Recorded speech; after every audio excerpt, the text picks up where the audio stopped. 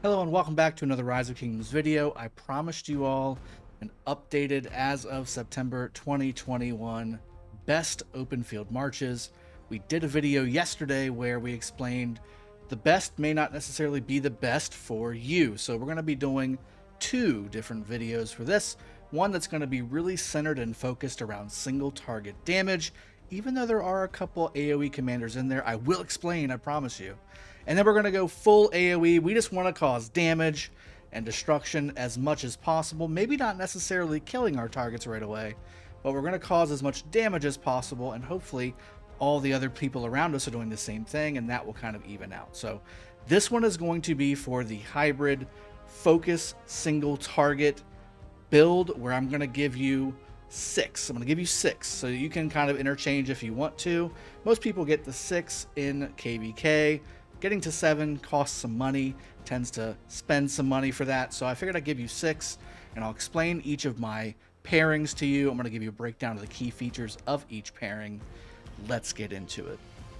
Alright, so first off we have quite a heavy archer load here, and reason being, again, we're focusing on single target here. There's actually 3 of our 6 being archer commanders. Can you believe it? We're going to go through the first one here. First one is going to be CYRUS RAMESSES. I know we just did a RAMESSES YSG video and put that as an S class. I know, but this could possibly be an S plus class tier march. I promise you, once I'm done breaking this march down, you may, if you haven't already maxed CYRUS and RAMESSES, you may actually get on the bandwagon. First off, CYRUS is a single target damage commander. You've got single target damage of 1400 damage factor, which is nothing special. However, he does give additional damage bonus of 20% to additional damage type of commanders for the second commander. And guess what kind of commander RAMESSES is?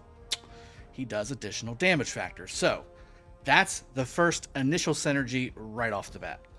Second off, we've also got a bonus to march speed, giving you some survivability, attack bonuses across the board. We've also got additional skill damage going out when your troop led by the commander consists of only archers, which this is definitely going to be the case. Normal attacks gain a 10% chance, which is usually once every skill cycle. Kind of read it that way. Additional damage over time for 3 seconds. That's a single target skill too. So that's another 750 skill damage factor over the course of 3 seconds. While the damage time is in effect, the target also deals 40% reduced skill damage. Utility, thank you very much. This effect can trigger once every 5 seconds. And then finally on the fourth one, they give you an extra AoE of skill damage. When attacked on the map, troops led by this commander have a 10% chance, again, read 1 in every skill cycle on average, to deal damage over time in a circular area up to 3 targets for 2 seconds, 300 damage factor each. That's another 600 damage factor. I know we said we're dealing with single target here, but guess what? There is no 15% reduction. This effect can trigger at most once every 5 seconds. So this is basically like direct damage factor for up to 3 targets. 300 each, that's another 600. So we have 600 from the 4th skill. We've got 750 from the 3rd skill. That's 1350, right? Yep, 1350. Plus another 1400 direct damage factor. That's 2750 damage factor, basically every skill cycle. That's incredible. And oh, by the way, the expertise, after you use an active skill, you're going to get attack, you're going to get defense, and you get 150 rage over 3 seconds. Jeez. I mean, this guy is a beast. CYRUS the Great is your open field archer god. And then we pair him with the other open field archer god, RAMESSES. So on top of all that skill damage that we just caused, when CYRUS fires his skill off, he then procs a 20% skill damage bonus for RAMESSES. And again, RAMESSES has a damage factor of 1000 direct damage times 2.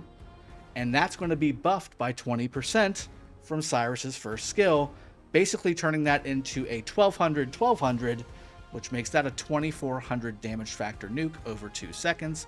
And you're going to decrease the defense of the target that you're hitting by 30%. It's all stacking up, right? Increased attack with the second skill. You have more increased attack and march speed on chance on the third skill. Skill damage taken reduction of 30% across the board. That's permanent, and again, that's just going to add to the tankiness of this march, keeping it alive as long as possible. Fourth skill, you get a heal on top of that and a defense bonus on chance. And then finally, the expertise. You're going to block anybody's heal, possibly, if they're really slow on their rage gen, because Ramesses in this case will be second. More often than not, you won't really be getting that unless you're hitting somebody that's already casting things. But that being said, I mean, this army pumps out damage. I've shown time and time again in the recent streams that we've done in KVK. This army absolutely shreds. This is basically the ATTILA TAKEDA version of archers. When it comes to open field, you cause so much damage. It's incredible. And again, almost all of it is single target. And even the AoE portion from CYRUS is classified basically as direct damage single target, because there's no 15% skill damage reduction of the proc itself. Hot damn, that's a good first pairing there. So CYRUS Ramesses is number 1. Number 2, we're going to go Gilgamesh Tommy. Now again, I've said numerous times that Gilgamesh is not necessarily the best for the open field, but hear me out. First, his primary skill is a direct damage factor 1500. That's what we're going for here. And you're going to reduce the health of your target by 30%. That's never a bad thing.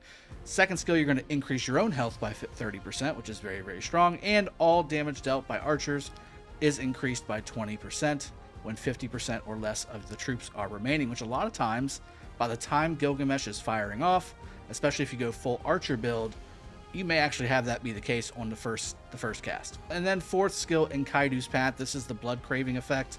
This will always work on a Ramesses, on a Ramesses, on a Takeda, on a Richard, on a Zeno, anything that heals.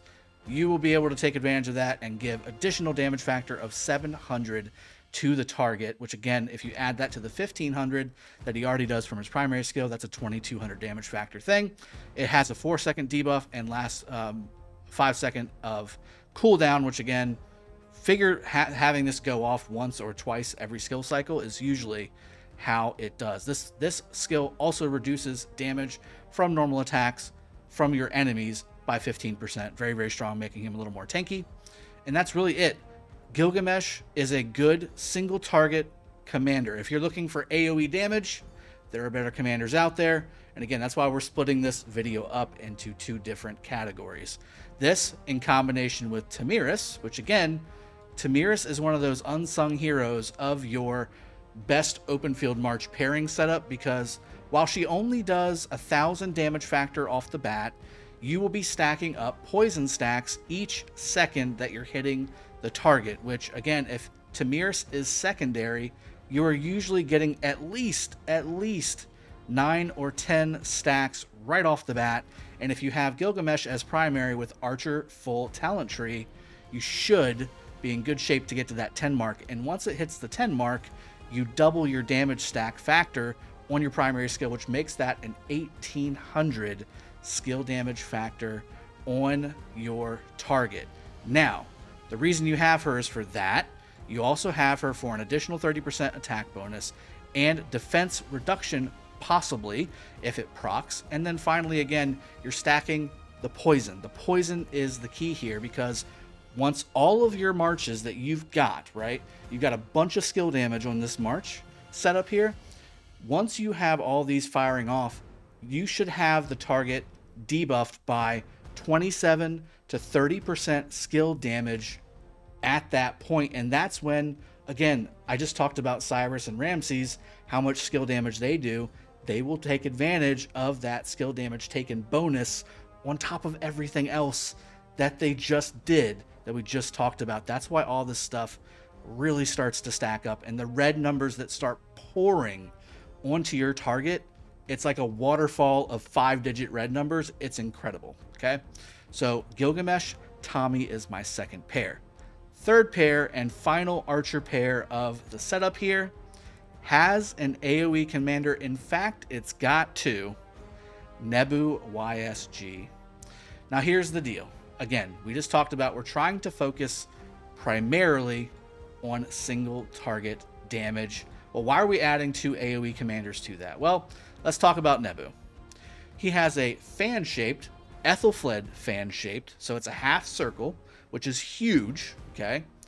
Up to 5 targets, which can get reduced by 15%, which means, according to the testing that's been done, this damage factor of 1500 can be reduced by half, okay?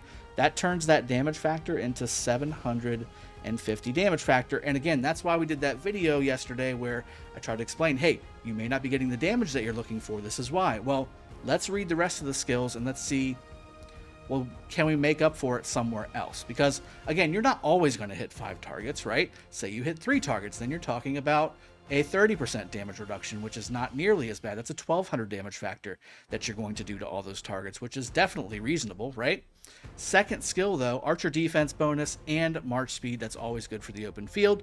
Third skill is the rally skill. Fourth skill, though, you're going to reduce your target's rage by 100 on a 10% chance, and you're going to increase your damage by 15%. Troops led by this commander deal 15% increased damage. There you go. There's a damage bonus of 15%. That's going to help out your skill damage. Fifth skill, though, you're talking about increasing on top of all that a single target nuke for 500 damage factor. So even if you hit 5 targets, right, which again is very rare, but you can do it, right? It definitely with that fan shape too that Nebu has, and you're in a big clump of enemies, you could definitely hit 5 targets. There's no doubt about it. Okay. So that gets cut. Let's say worst case scenario, that gets cut in half. Okay. So now we're talking 750, right? 750 for the damage factor. But then because you have your expertise, at the same time deals additional damage to the current target, the single target, 500 damage factor. That bumps us back up to 1250 damage factor. And again, we're going to go ahead and add in the 15% increased damage on top of that. Now we're talking closer to 1500 again. We're back up to where we were before. And oh yeah, by the way, I've got YSG behind him, so guess what YSG's 4th skill says? Oh yeah, it's a 50% skill damage bonus. So then we're going to increase the skill damage bonus by 50%. So you see what I'm saying? Even though we've lowered, at worst case scenario for Nebu, even though we've lowered the skill damage that Nebu can do if he hits 5 targets, we've bumped it back up with Nebu's expertise. We've bumped it back up with Nebu's 4th skill with the 15% damage bonus. And on top of that, we've paired him with YSG, which gives 100% archer attack on proc. It gives a rage generation buff on the 2nd skill. It has a 50% skill damage bonus on the 4th skill, which gives YSG and Nebu both that buff. Incredible. Tons of damage getting poured out. And again, even though YSG's 1st skill can possibly, and he's the most likely to have the 5 enemy troops get hit because he has that big circular AoE that he does, even in worst case scenario, again, you're talking 850 as 50% debuff at max, 850 damage factor, and then you bump that back up by 50%. Now you're talking again, roughly in that 1200 range, 1300 range. And again, that's for all the targets hit. Incredible. Absolutely incredible. Again, you need to have him expertise to get that 1700 damage factor and the circular shaped AoE for that. So again, that's our third March, Nebu, YSG. Those are your top 3 damage dealing marches, open field for archers. As you can see, we've left off Edward. It just takes so damn long for him to cast his skill, and he's instantly targeted on the map. That's the other factor that I took into this setup here. We have 2 cavalry commanders coming up, and one is one of the best open field marches in the game, and the other one is one of the other best open field marches in the game. So here we go. Let's go ahead and get started. We're going Saladin, and we're going William. And again, you say Dragothien. William is an AoE commander. What are you doing? Why are you putting him on the single target focus list? Well, first let's talk about Saladin. Okay, Saladin is a single target focus commander. He has a 1700 damage factor whenever you've maxed, or if you are 5551, like a lot of times we all recommend on the channel, you got a 1400 damage factor, single target nuke, which is not bad at all. The other cool thing is that you reduce your target's march speed by 30% whenever it goes off, and you reduce the healing speed, or the healing received of the target, by up to 50%. That's incredible. You can't get rid of that in any way, shape, or form. The other benefits again, are uber tankiness, giving you 30% skill damage taken reduction and counterattack damage taken reduction off of Saladin. You've also got defense bonuses, attack bonuses, and march speed bonuses on the second skill. And if you are rallying a city, which this is not what this is for, you do get a 15% damage bonus, but you can't plunder anything. That being said, well, okay, Saladin's an obvious choice, but why William? Why William? Well, let's talk about why William. First off, William has a 1500 damage factor, AoE rectangle going out the front of him, and it can hit up to 3 targets. So again, at worst, you have a 30% damage debuff, which in this case is 300. So at worst, you have a 1200 damage factor AoE going forward, which again, very difficult to hit 3 targets. But that, if we're all being honest with each other, it's decently small, and it's oddly shaped. And the way that marches tend to stack up on the field, it's more conducive to that fan or half moon or full AoE that YSG does. William has the only one that's got that forward rectangle going on, and you can hit 3 targets. Again, I think personally that's not something I do very often, but if you're in the middle of everything, you'll definitely hit 3 targets. But again, 1200 damage factor at worst. So 1200 damage factor for each of the 3 targets if you hit 3 targets. If you hit 2 targets, it's only a 15% damage reduction. So then you're talking about 225 damage reduction, which again is 1275, excuse me, on your damage factor for both targets, which is still really good. But again, the cool thing here is at worst 1200, but you're talking about damage dealt to each target is reduced by 15%. Attack troops extra skill damage buffs cannot take effect. So again, you're stripping them of all their damage capability, and you're going to reduce their march speed by 3 seconds as well. So Saladin's going to do it first, then William's going to do it second.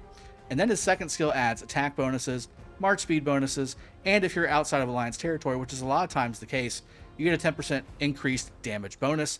That takes off some of the lost damage that you may have incurred if it was a multiple target AoE situation.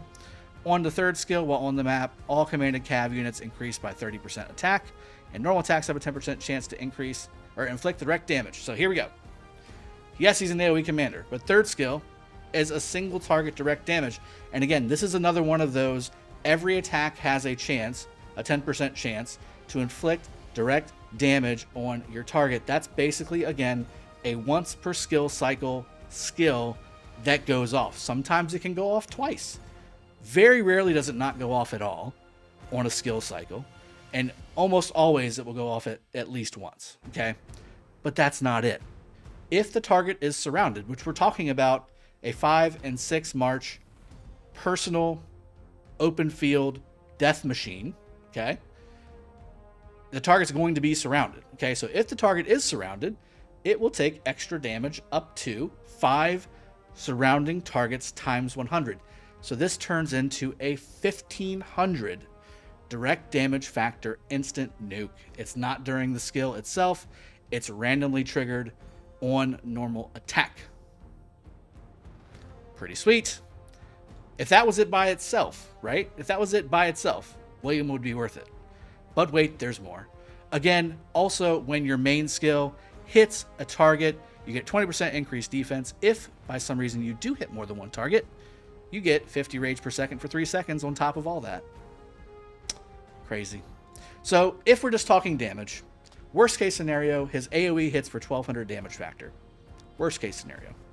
Plus we add in the 1500 10% chance instant nuke.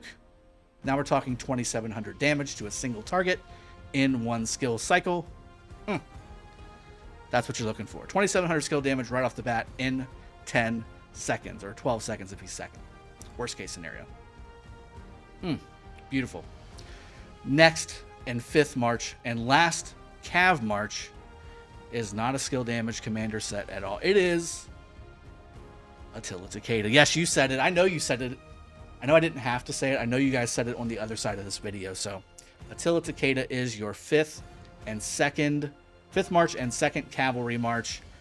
That's the definition of AoE damage with non-AoE consequences, right? With all that counterattack damage. But also definition of normal damage constituting direct damage factor of a skill, right? So Attila is going to be putting the hurt on whatever target that you're hitting. And again, there is no damage reductions there. There is no anything to worry about. 15% reduction when you hit multiple target situation. Attila just hits everything along with Takeda and does a ton of damage on top of that. And oh yeah, by the way, when Attila does in fact go and hit his first skill, you're going to reduce your enemy's attack by 50%. You have a 50% chance to do it, but 50% attack damage reduction for 2 seconds. That's huge, by the way.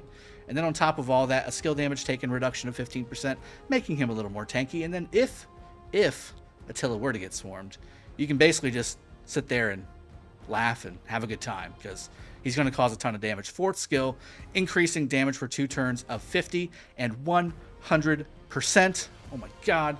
50% chance, or 50% damage and 100% damage, each of those having a 25% chance to proc. And he's immune to silence, by the way, so no silencing to him if he's expertised. When an enemy is less than 50% of units remaining, which is almost always the case, normal attack damage against it deals an additional 20% increased damage. After leaving battle, march speed is increased by 50% for 3 seconds. Oh my goodness. Again, massive, massive damages. Massive, massive good win for you. I don't know how any other way to say it, but again, Attila and Takeda. Takeda gives you a little bit of survivability as well with the defense buffs, the normal and counterattack damage bonuses, taken reductions, and the heal that he provides as well. Just incredible. And then the debuff to all normal attack damage, which your entire set of marches can take advantage of. Fierce as fire. Wow. So that's the 5th skill, or 5th march.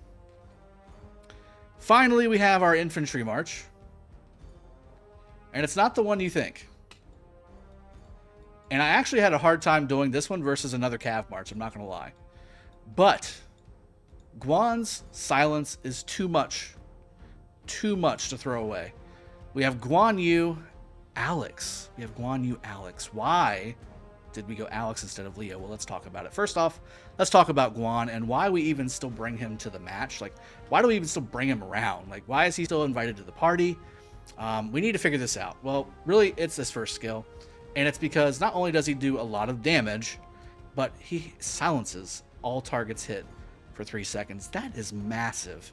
If you can get Guan Yu with a horn and a coin, and you can get the Feral Nature talent, the proc, you're going to be at a massive advantage if your enemy does not do the same thing, because you will be effectively dropping everything that we just talked about in our 6 army setup here directly on their face, and then they can't cast for 3 seconds. They're done. They're done. It doesn't matter what they are. They could be a max tech whale with a top tier single march. That march is dying. Not only is it dying, it's dying hard, and it's not doing anything to you. So this is why Guan is still brought around. If he didn't have the silence, I wouldn't even bring him out of my city. 2000 damage factor in a AoE form. It's great. Don't get me wrong, it's great.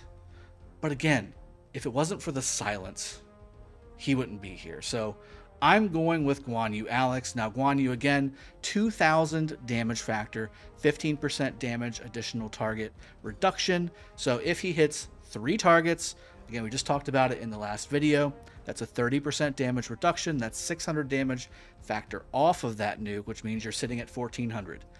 Not bad. Not bad. Okay? Because you have the 1400 damage factor there. Then the 4th skill, when your first skill hits exactly 1 enemy, it has a 50% chance to deal an additional damage of 1000. And this does go off all the time. It goes off all the time. Every 2 skill cycles, this will go off. That, if you say it goes off every 2, cut it in half and say 500 per skill cycle. That's what I would do, and that would bring you up to 1900 direct damage factor on every single skill cycle. Worst case scenario, because again, this is single target. This is not multiple targets getting this secondary damage. Again, that's worst case scenario. Best case scenario, if you're hitting 1 target, that's 2000 plus 1000, and now we're talking 3000 direct damage factor, which again makes him the highest damage factor march in this whole damn thing. But again, everything's got to line up. Everything's got to line up. The second part of that fourth skill, if it hits 2 or more enemies, has a 50% chance to deal an additional 1400 damage factor to the targeted enemy. That is a raw 1400 damage factor. Again, at 1400 damage factor, excuse me, I had to do the mental math. 1400 direct damage factor with hitting 3 targets. 1400 direct damage factor for the 1 target. You're at 2800 worst case scenario on your target if this fourth skill procs off, which again, I would average. Again, just in experience, I've used Guan Yu since he came out. He's been one of my favorite commanders for the longest time. He's just kind of started to get outdated, and really, again, the silence is what kind of keeps him around for me. The extra skill damage is nice, but if it wasn't for that, I'd kind of start to move and maybe try and find another archer march, or maybe squeeze in another cavalry march. But again, the second skill is the siege skill. Third skill is an attack bonus, march speed bonus, and upon leaving battle, getting a nice little heal, which is not too bad. The reason for the coin on the accessory, again, you get a skill damage bonus of 15% whenever Guan Yu gains a shield. Having Alex secondary does not help you do that, because it times out by the time Guan Yu comes back around, unless you get really lucky on getting a bunch of rage get thrown your way. And even then, I still don't think we can do it with testing. I'm not sure. I'd have to test that. But either way, the coin is really your only bet, especially if you're not pairing him with Leo, which we're not. Now, why aren't we pairing him with Leo? Leo is an AoE damage commander. He has the 15% damage reduction. He has the 30% increased health. He has the direct damage factor of only 600. I mean, it's just really bad. When troops led by the commander, only infantry units, 30% defense bonus and speed of rage gain, which we've done testing, doesn't really do that much for you. He does pop a shield, but it's only after you're half dead, and you do get a 15% attack bonus, which again, not that great for 3 seconds only. And then your damage bonus does stack up, 25% chance on the commander to stack up 10% increased damage for 5 seconds, possibly doing it for 40%. By the time that thing gets actually stacked up though, again, we did the testing, it's just not worth it. Leo's out for me, in my opinion. Alex is in, and here's the reason why. So first off, your first primary skill, not only is it going to keep Guan Yu alive, keeping more of his troops inside of that march so he can cause more damage, but it's also going to do a 30% increased damage for 4 seconds to 3 enemy troops in a circular area. This is going to effectively increase the damage that target takes by 30%, which again, not only helps Guan, which we just talked about, pumps out a ton of damage, but all the other marches on your setup here get 30% increased damage. It's incredible. And on top of that, it says Alex gains a shield that lasts 4 seconds, which can absorb up to 1200 damage factor, which is not that much. It goes away very quickly. But during the effect of the shield, up to 3 enemy troops in the circular area take 30% increased damage for 4 seconds. That's incredible. Here's the other thing, okay? If the ideal situation is Guan Yu fires first, because what's going to happen is Guan Yu fires first, he silences. Then all the other commanders behind him start firing their primary skill, increasing all the damages. YSG 50% damage increase, CYRUS 20% damage increase for Ramesses, Gilgamesh 30% health debuff for everybody else. Saladin, you're talking about slowing people down, and you're talking about reducing the healing effects that they receive. Attila, reduced 50% attack damage bonus. It's all these things firing off. Then Alex procs his first skill, increasing 30% damage taken on top of that. Then all the secondaries fire off as well. That's when you instantly melt something in one skill cycle. When it pops off like that, which it does do from time to time, you see a target go from full health to either a sliver of red, or he instantly vaporizes into a fine red mist. That's how devastating this setup is. And if you add a 7th march, if you're so able to in KVK, you can add even more damage in, because you can bring another Cav pairing in, like say, I don't know, Mina Genghis or Genghis Mina. You could do another archer pairing. You could do any number of things here, guys. You can start to really bring in all these other commanders that can bring even more damage to the table. You can throw a Trajan in there, and then maybe pop in a single target damage commander behind him, like YSS. Trajan YSS, oh my god. Okay, I'm stopping talking for that. This is my 6th army pairing video. I know it went way long, but I wanted to go through the whole thing with you. The damage factor output on this setup is incredible. Here's the breakdown of the damage factors that you get when all 6 of these marches go off at the same time. Tell me what doesn't melt after getting all that. Those are all the debuffs, those are all the buffs, and those are all the damage factor outputs, along with the normal attack damages and the counterattack damages and all of that stuff. So I hope you guys have enjoyed the video. I hope it's been helpful. I know it was a long breakdown of everything, but I wanted to go through this in depth, explain why I picked what I picked and why you should too. And then again, later today, we're going to be going over what you should do if you want to have full maximum AoE total damage, going all damage in instead of all kill in, and just causing as much devastation as possible. Stay tuned for that video later. I'll see you guys next time. Cheers, have a good one, and take care.